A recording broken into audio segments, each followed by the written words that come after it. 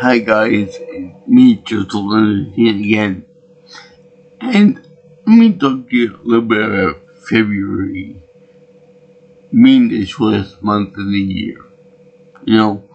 I feel bad that I can only talk about, lovey and romantic stuff for this time of year. Um, but February is also known as being the Black History Month.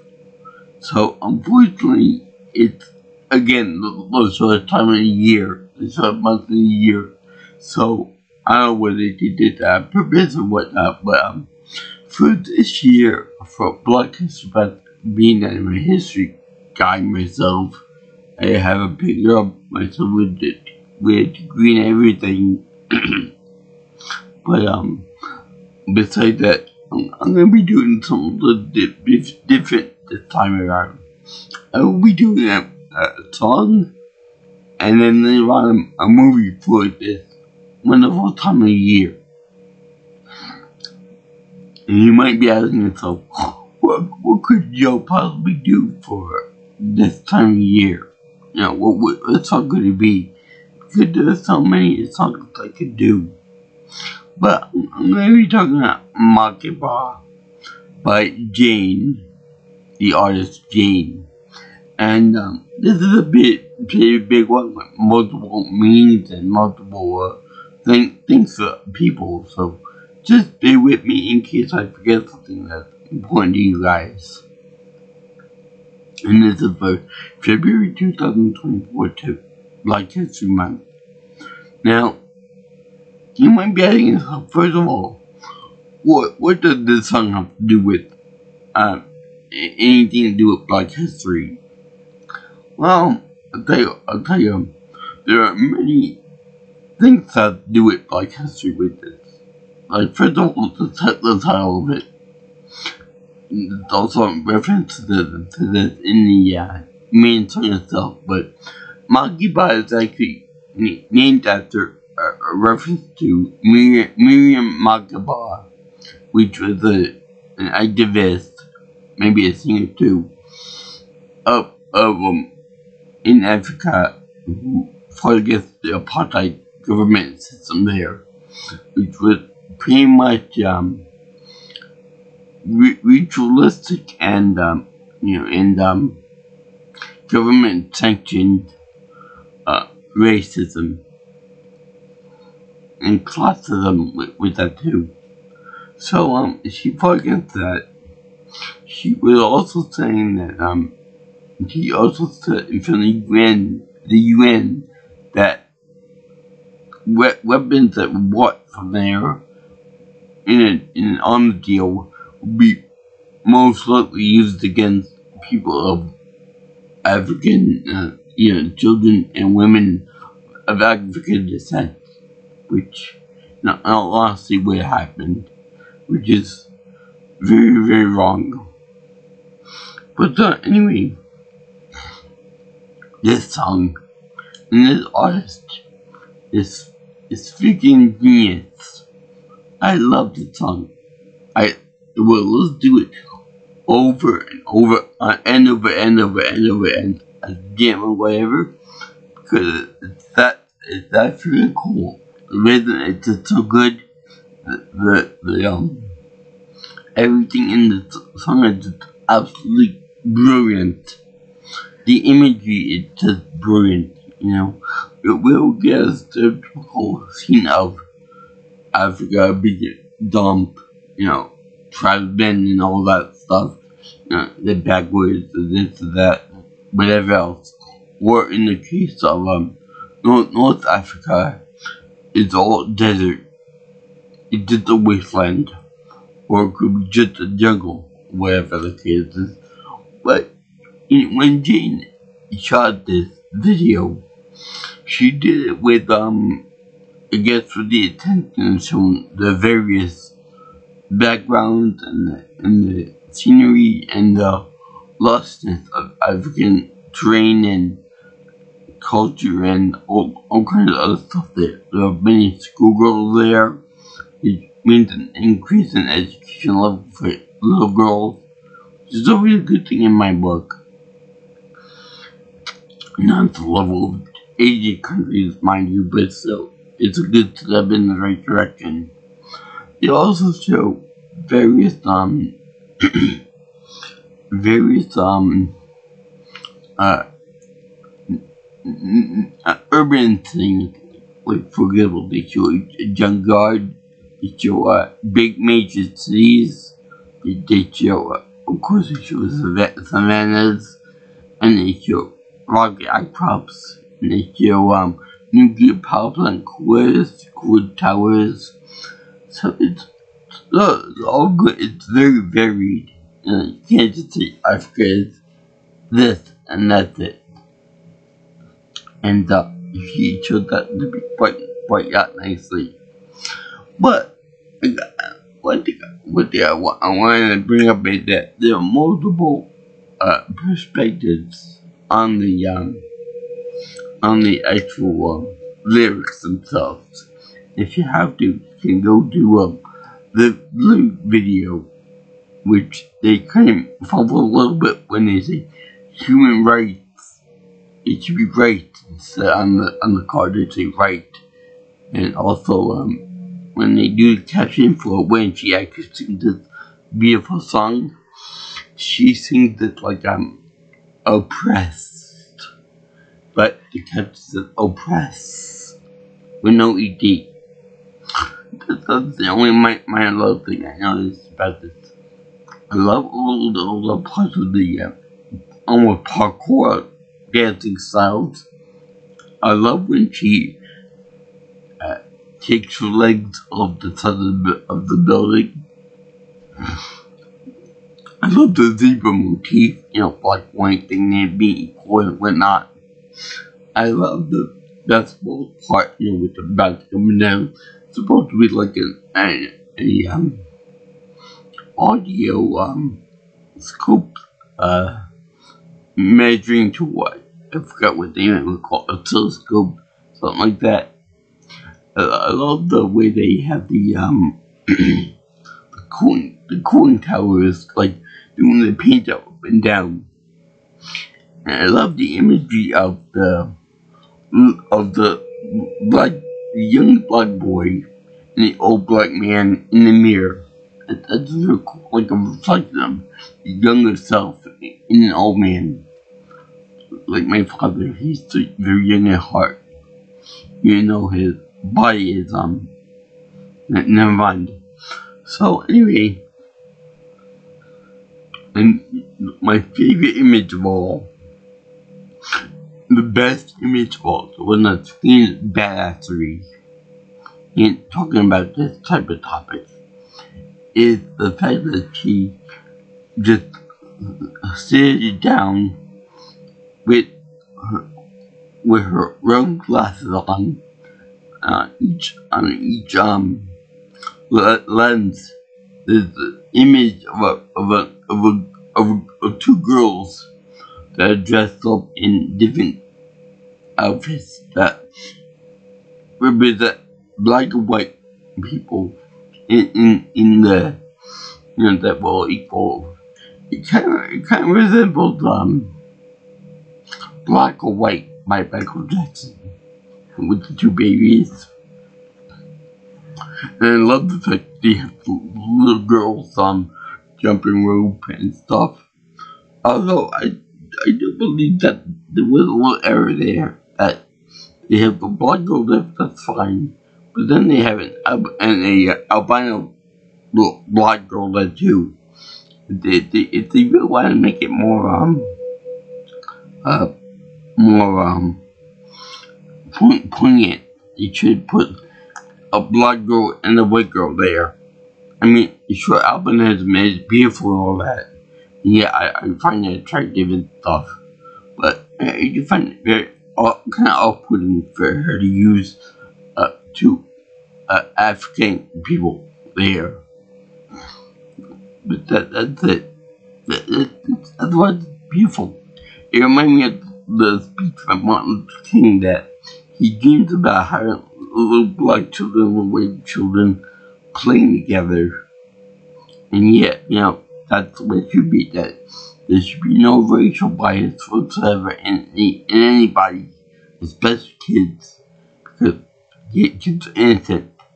They're mostly sponges, and the parents are usually the one that influence them into being good or bad.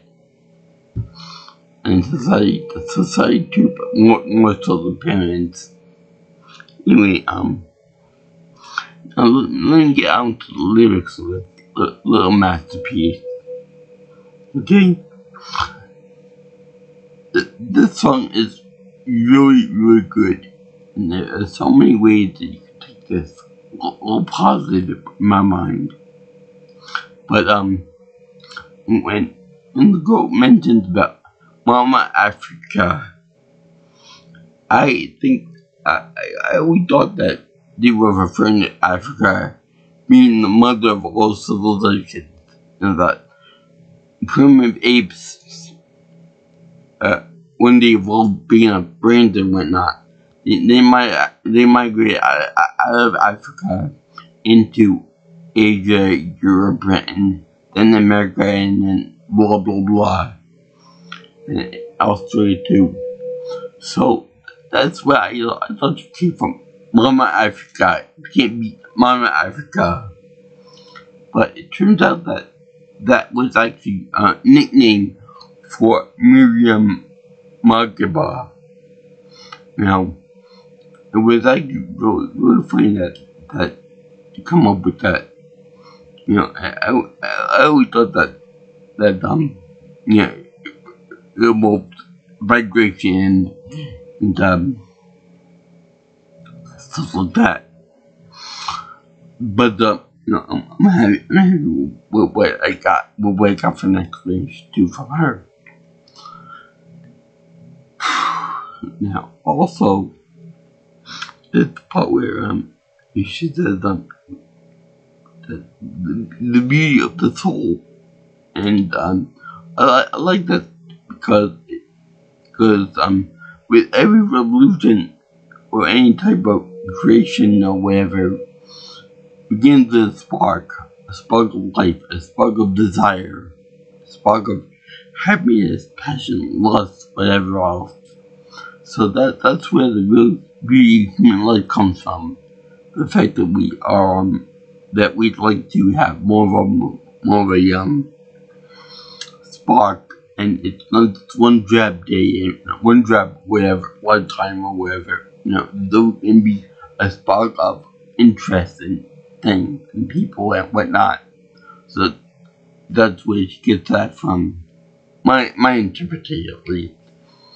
Also, that same spark can lead people to fight for what you believe in, for what's right, for what you believe is right. My fight is meeting someone nice and someone pleasant and wants to be with me forever and ever and ever. But your fight may be, fighting for civil rights, fighting for equal rights, fighting for animal rights, women's rights, etc. Long list goes on. By the way, I also do support those other things like LGBTQ rights. I support animal rights. I support women's rights, women's equality rights, etc., etc., etc. So, you also talk about being oppressed. I don't think I need to go into long and painful history of being oppressed from African from a historian's point of view about Africa and African Americans and Africans in general. They were treated pretty harshly for the past 2, maybe 3, 4, 5 centuries, especially in America. We've had our very own brand of slavery where it was just based on race and race relations. I'll get more into that someday, but for right now, that's a really cool lyric. Okay. Also, there's going to be 2 more of these. Just bear with me. on this. This song is brilliant. Anyway, and I think she knows that she's brilliant in making it and stuff. So anyway, there's also the fact that he mentioned the separation of 1,000 more generations. Now this can mean a bunch of things, of course. The first thing that comes to mind is the fact that that during the early parts of slavery and imperialism and whatnot, many families were obviously broken up because of slave trade, because white guys that were lazy in America, they want other people to pick their own damn cotton. That was some Wild West, by the way. Anyway, they wanted to enslave people, so they broke up families, they broke up marriages, they broke up whatever else, siblings, just ship them over to America from Africa. And this broke countless relationships. And in fact, when they did that, they made the slave owners, the slave shippers, the slave traders, made sure that the people that they were transporting were of different origins, so that there'd be mass confusion as far as languages go and cultures go, so that they would be less likely on the ship to hold an uprising or a coup or something like that. So that was actually somewhat clever on the slave traders' part to do that. It was still barbaric and horrible, but it was somewhat smart for them to do that. Well, also, there was the fact of that when they got here in America, they were bought and sold to various people, to various owners and traders and whatnot. So that further broke them up. That also separated them countless more times, so that even if you were lucky enough to be with your family coming over here, more than likely it would be split up by greed again. So someone might be sent to Georgia, another person will be sent to Virginia, another person will be sent on the territory of Florida, and then Texas, and then all over the place. So also, once they were here, and they were married off and sold off and stuff, then it's like the children. The children were also at risk of being put on the auction block too. So it was all very unpleasant for everyone, and there were countless separations. The separations were separated again. The separations were separated again, and so on and so forth down the line until everyone was freed and slavery was got rid of. That's my crash course in history. It's a lot more complicated than that. Let me tell you that much. But yeah. What the separation part in the song could be a reference to when the original people came over to Africa, like the original colony and the original countries that were to separate the places, like Britain, like France, Italy was in part of that too, Spain and Portugal. I think Belgium went in it too. Not Russia. But anyway, there was a lot of people that came into Africa looking for diamonds, gold, jewels, and they divide up the country. They divide up the beautiful countryside like a big giant pizza, and they didn't give it any rhyme or reason to doing it. They didn't consult any of the local leaders or the local tribes or whatnot. They just said, "Mine. I want that. Give me that land, or else I'm gonna take it by force." So there was also that separation that the European colonists just took what they wanted and fuck all everyone that lived there already for hundreds or thousands of years before, fuck them all. Fuck all their religion, screw every tradition that they have. They're not Christians, so they're heathens. They're this and that. There was they convert them by force to our Christianity, to our version of Christianity. I forgot what the quote was. Civilize them by the stick, because they weren't viewed as civilized by the European colonists, and screw them all, and all that. Also, the separation lyric could also be applied to the systematic and the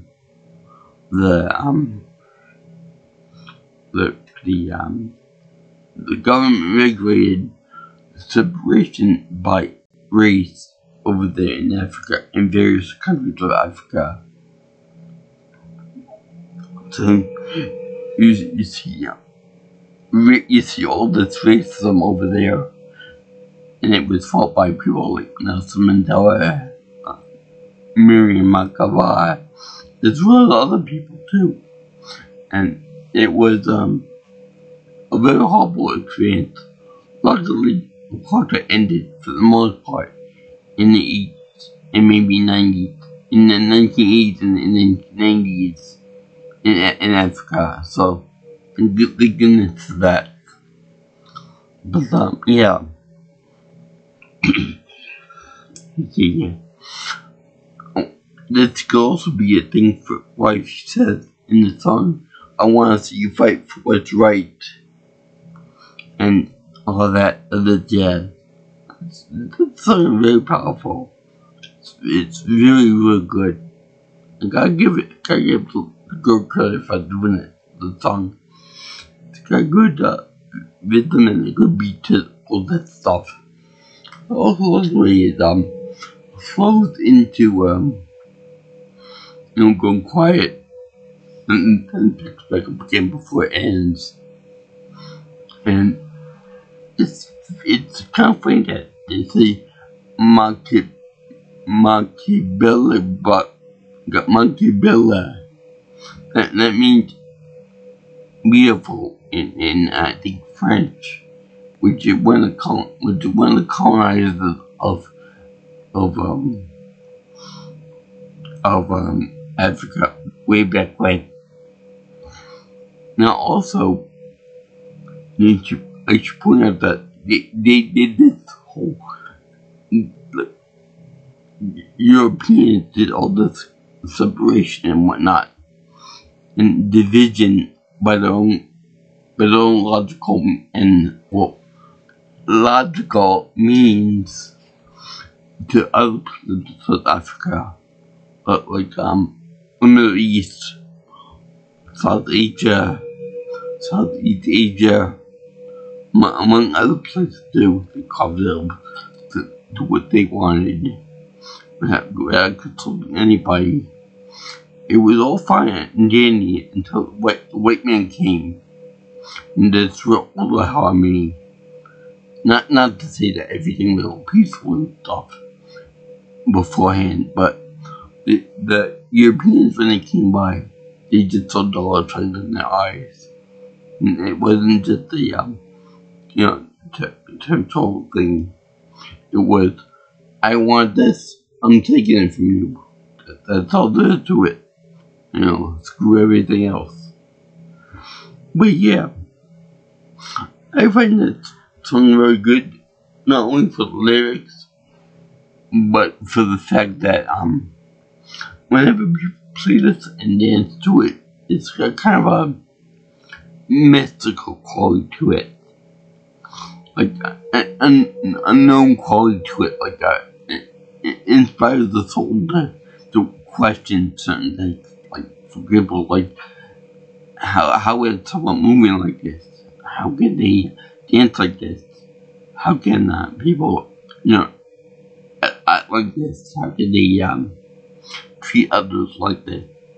You know, that type of thing. Like, this song made you wonder questions about it, about yourself too.